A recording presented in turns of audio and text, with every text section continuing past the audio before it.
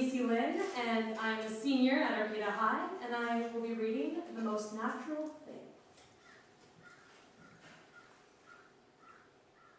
Last night, I walked into my father's study.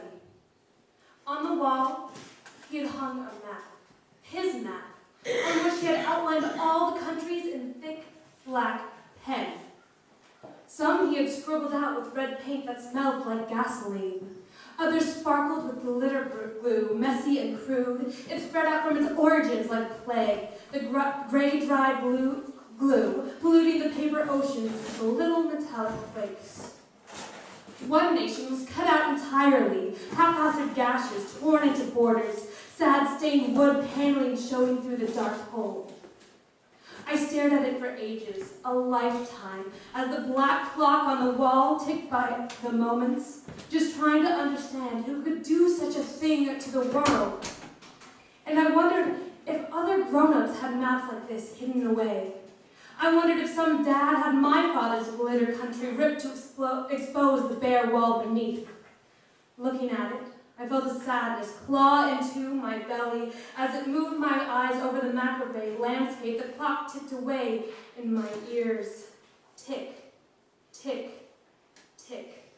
With every tick, I felt my sadness turn to anger inside, and soon I was boiling like an apocalyptic sea, fist clenched, eyes bright with flame. I tore down that map with the force of a god angered, and I was about to crumple it up and throw it away when my anger, so hot and righteous, transformed into something more, something above everything else. And instead of destruction, I decided to build. With a new resolution, I brought in a canvas that stretched from wall to wall, corner to corner. I taped it up around the edges, and I used my fingers to paint hills and forests, deserts and oceans. I painted the world over again, but instead of using knives and gold to honor and disgrace, I gave each country a color of their own, each as brilliant as the one next to it.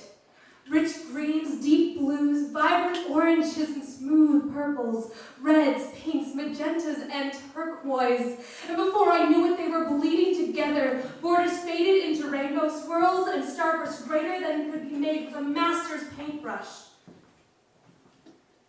As a gasp couldn't help but escape my lips when I stood back and took it in.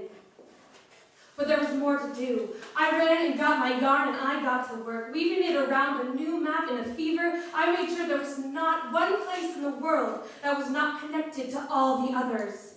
East to west, north to south, and everywhere in between. And when I was done, it made a web so beautiful and complete that I couldn't help but get this feeling of completeness, as if a long-lost puzzle piece had been lost years ago, had finally been found and returned to the picture.